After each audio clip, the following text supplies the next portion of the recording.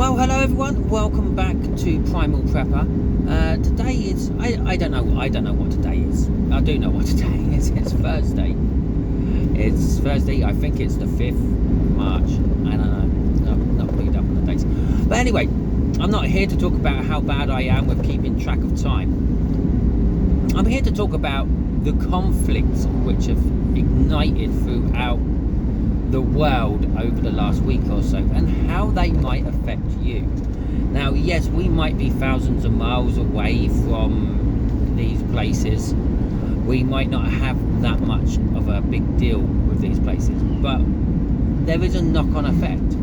I mean, they've already closed the Straits of Hormuz, and if you're not clued up on your geography, the Straits of Hormuz is basically where the Persian Gulf, the big body of water in the middle of the Middle East, comes out into the oceans, so you can get your stuff out of places like Kuwait, stuff being oil, and get it shipped around the rest of the world. So there is a knock-on effect to this. This will in turn make the prices of oil go up. Okay.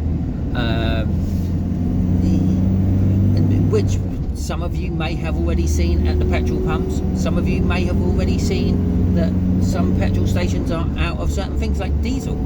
Okay, now this isn't a direct effect from the oil problem. Okay, this is a direct effect from panicking. You don't have to panic. England, France, Germany, whatever country you live in has a supply, a backup. Okay, there is. We have our own refineries. We import crude oil and we transfer it into all the wonderful and polluting things we get from oil. Okay, so yeah, we don't have to worry about things like the petrol stations are going to run out of oil and petrol and diesel. We're going to all have to walk because we have this backup. Now, due to the panic buying, everyone rushing out, and I know some people they're not doing it because they're worrying about the petrol running out. Some people are doing it because the prices are going up.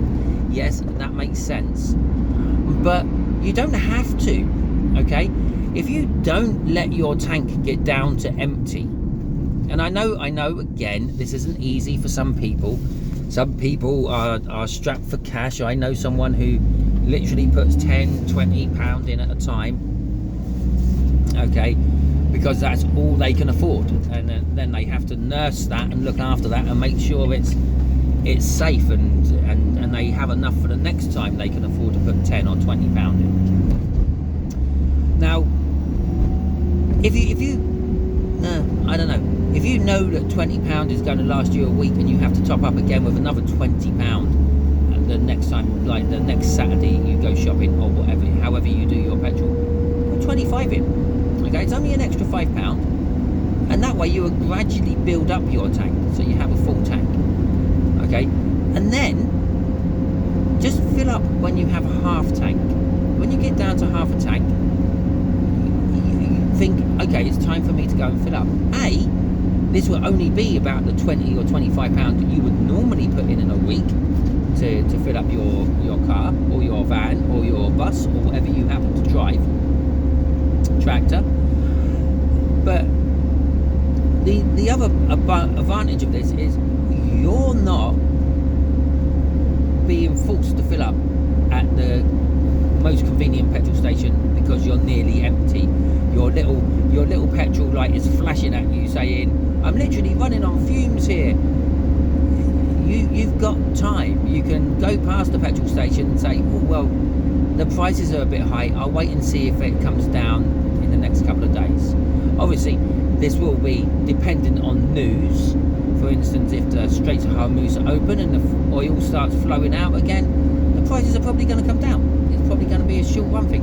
I do apologise for the sound quality and the lighting, because I'm doing this while I'm in my van, I'm driving, and it's like, well, I might as well do a video. Okay, so yeah, so according to the news and current affairs and the events and things which are happening, the prices can drop back down again, back to where they were. There was never an issue. We had the reserves. We dipped into our reserves for a little bit, but we can rebuild it now because the Straits of Hormuz are open again. I'm not saying that they are. I'm not saying it's not. I'm not saying that the conflict's over. I'm not saying that it's still going. But I'm saying you have to keep an eye on this. And I'm not big on the news cycles. I don't watch the news every day. I think a lot of it is propaganda for whatever country you live in. It's a mouthpiece for the government. If I'm getting news, I tend to get it off YouTubers or some sort of social media from people who are actually being affected by it. Like I said, I know someone who just puts £20 in when they've got it.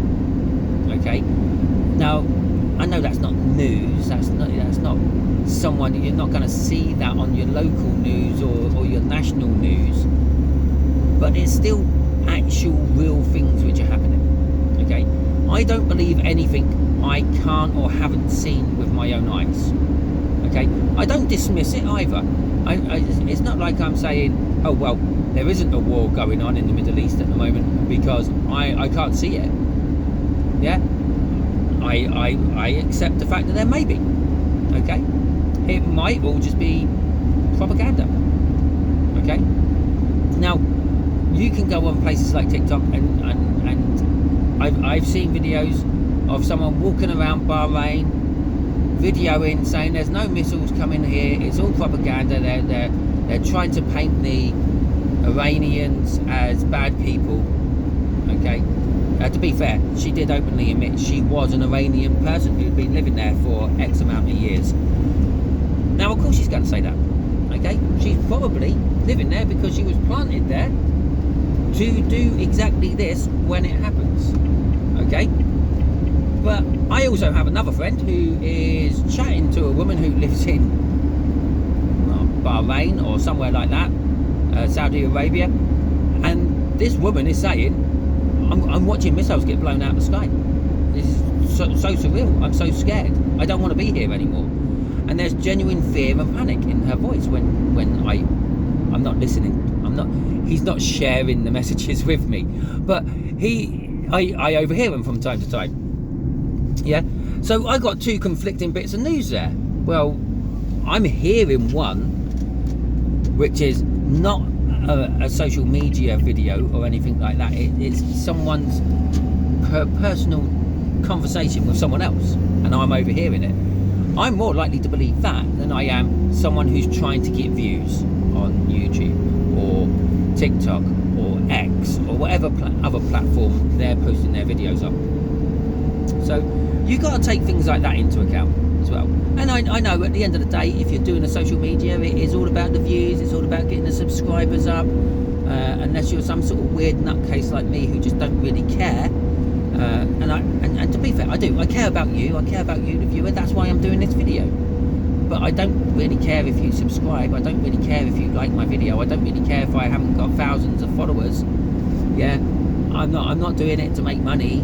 I'm doing it because I think it's a good thing to do. But getting back to the petrol crisis, this oil, sorry, it's not a crisis. We make it a crisis as a people, overreacting to a situation. Okay, I actually did. I got stuck by this. My van was low on diesel at the time. Went to a petrol station, a big petrol station. I thought, yeah, there shouldn't be any troubles on this one, and all the pumps were closed off. And it's like, well, okay. Luckily, sorry about that. And luckily, I had enough to get to the next petrol station, but I was governed. I was like being pushed and forced to stop at it. It wasn't a cheap one. My boss probably won't be happy when he sees the BP bill, but it is a case of it was the petrol station what had the diesel I needed, and I had to put in, I had to stop, and I had to fill up because I did not have enough to get all the way home. So if I had half a tank, and then I started filling up when I had half a tank, and just in case you are watching, boss, this happened before you sent the message out.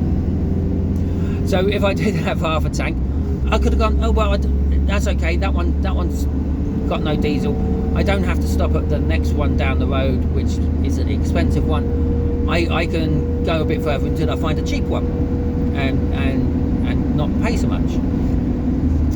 But this petrol issue, which has been created by us, will also have knock-on effects, or just the lack of oil coming out of the Middle East and things will also have knock-on effects, because everything runs on power of some description, and oil and diesel is one of the biggest producers of power, believe it or not, or gas or fossil fuels or whatever you want to call them.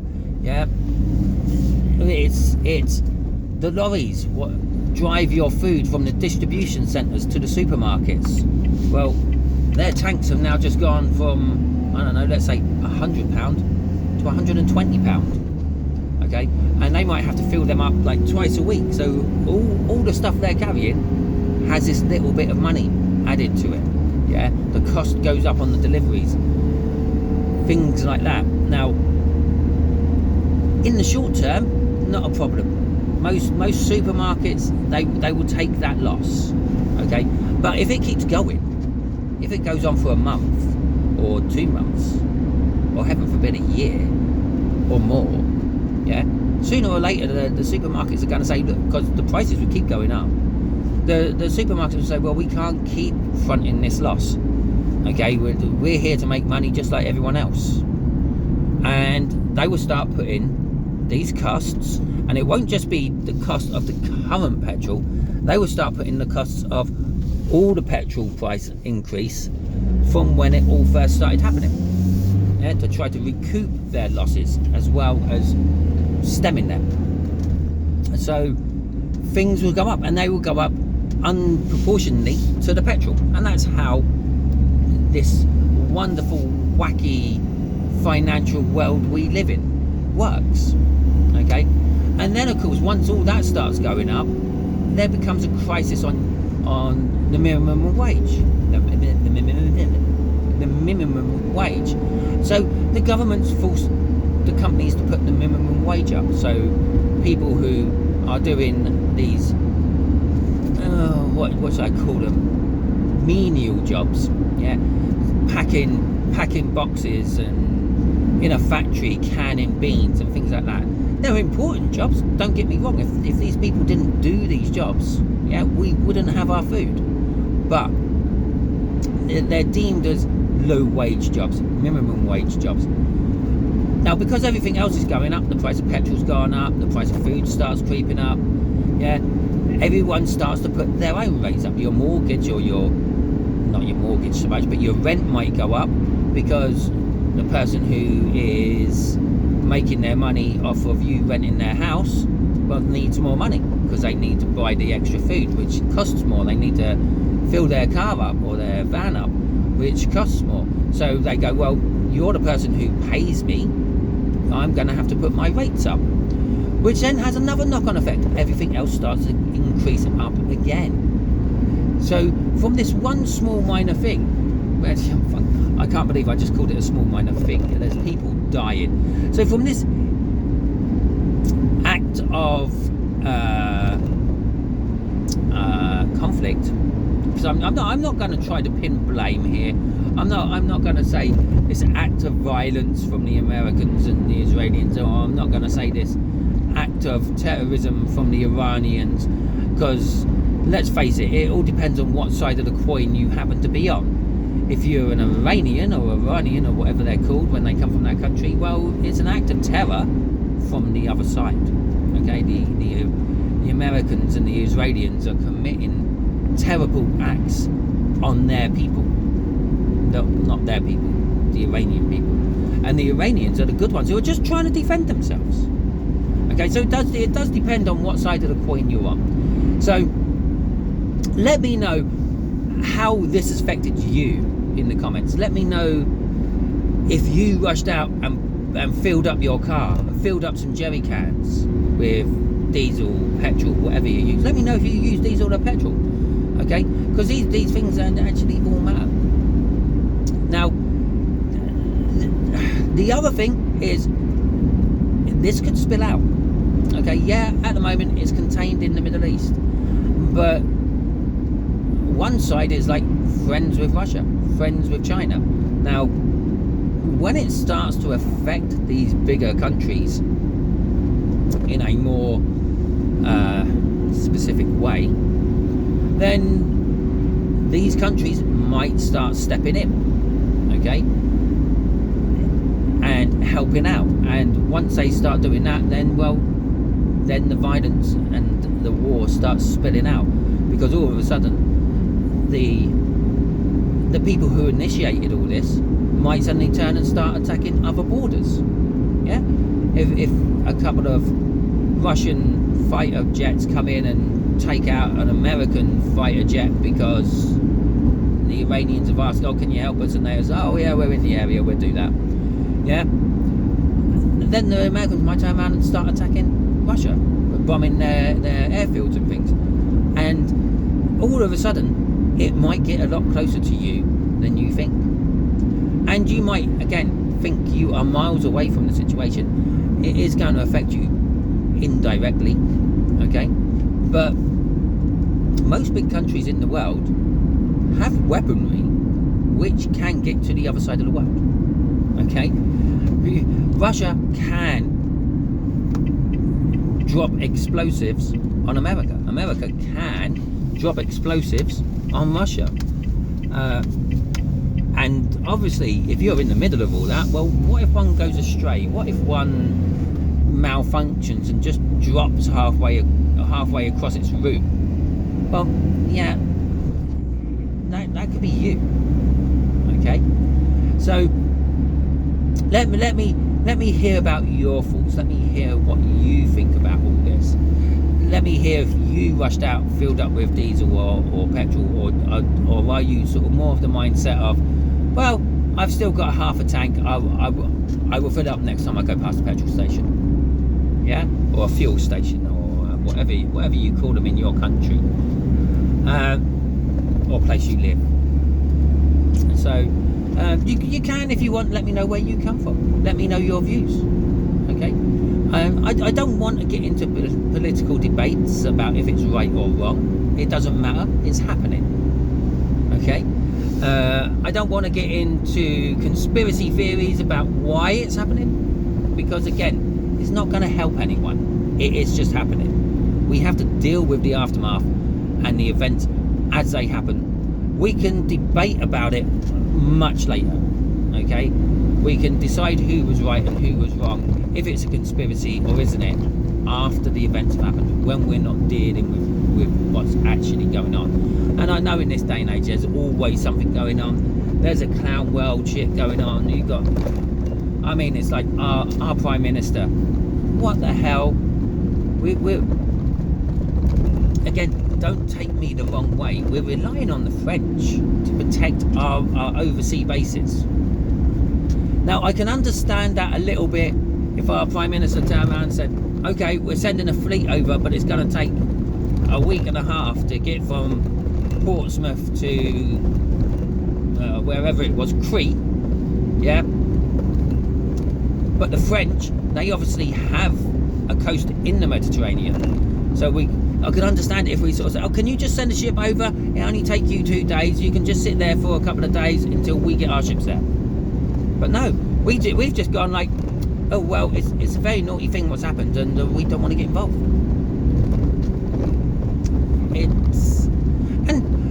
I don't know, to be fair, should we really have a base on Crete? Does it really help us? Should we concentrate on our own country, our own borders, a lot more than having air bases on Crete because of things that might happen in the Middle East?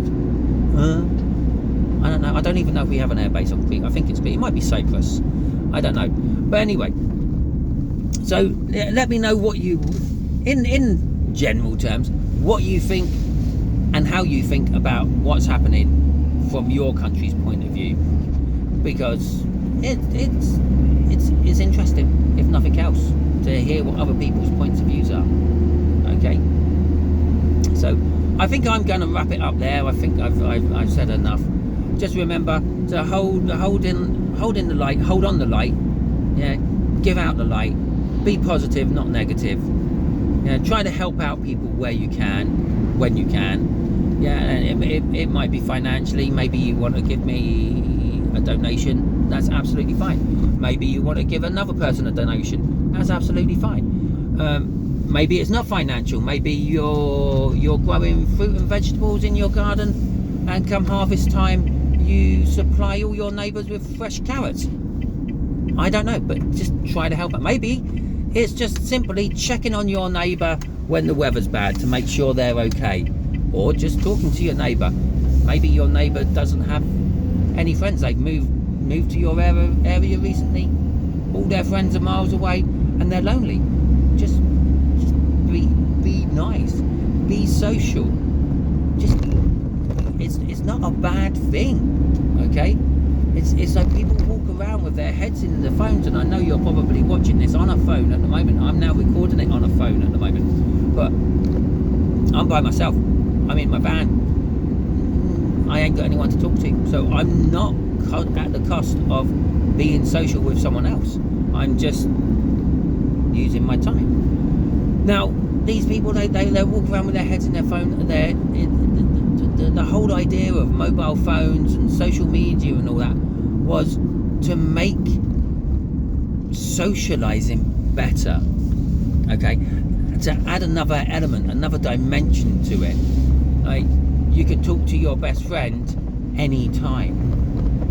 Yeah, you can message your best friend at any time, but it seems to have had the opposite effect. It seems to have, I don't know, made people unsocial. It's made people like, well, I don't actually have to talk to anyone. I can just send them messages. I can just give them a little emoji. I can give them a little thumbs up. Yeah, all these things are good, but it's meant. It's like we're all polarizing. Yeah, we have all these things on the go, and instead of incorporating them all into various different things, where it's like, well, no, this is that, this is that, and this is that. I'm going to deal with that, and I'm going to ignore them.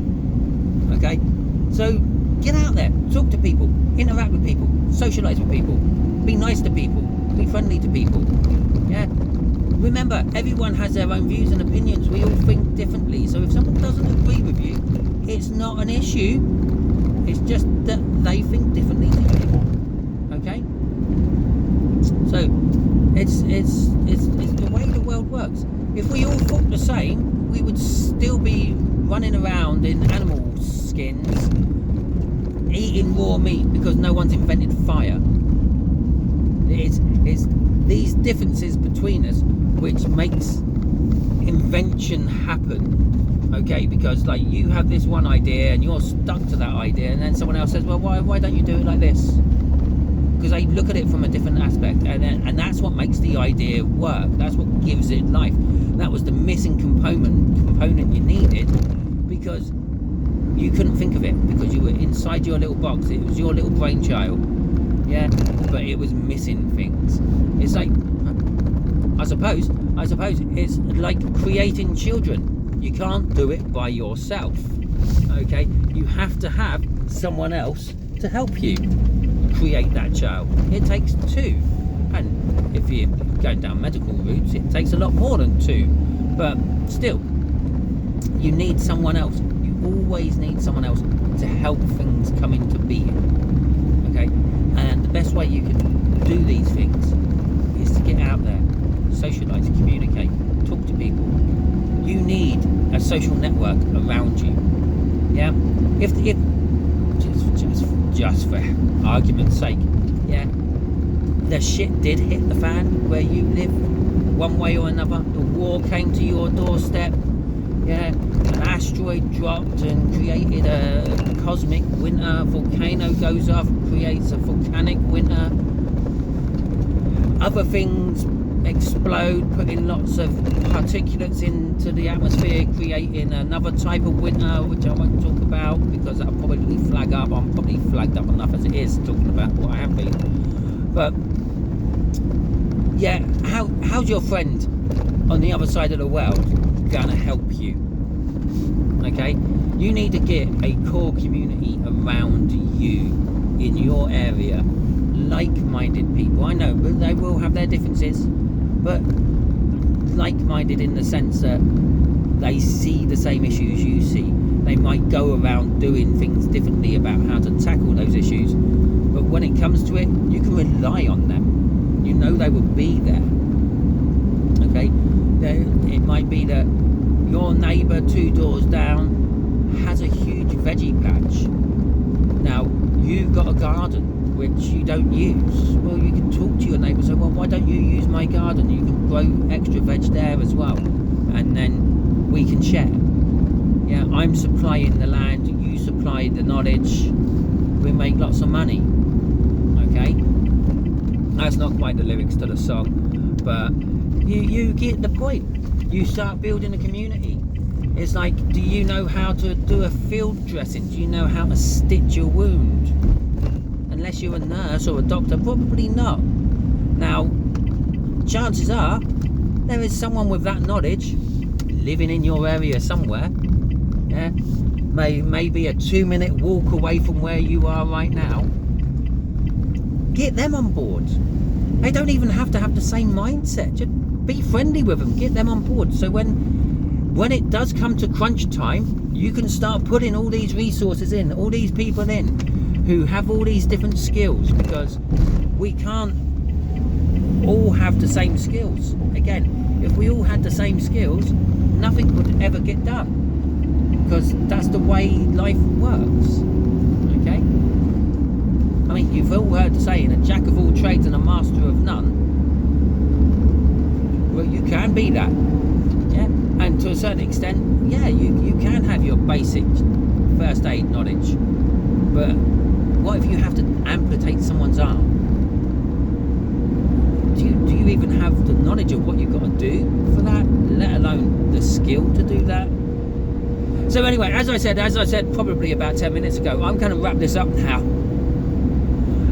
Hopefully you enjoyed the video. Hopefully you're dropping some comments. Let me know your views on life. Let me know if you are building a community around you. Let me know what you think is the biggest problem, what you are getting ready for. If you are getting ready, you might not be a prepper. This might be your first time seeing a prepping video, and all those wonderful things.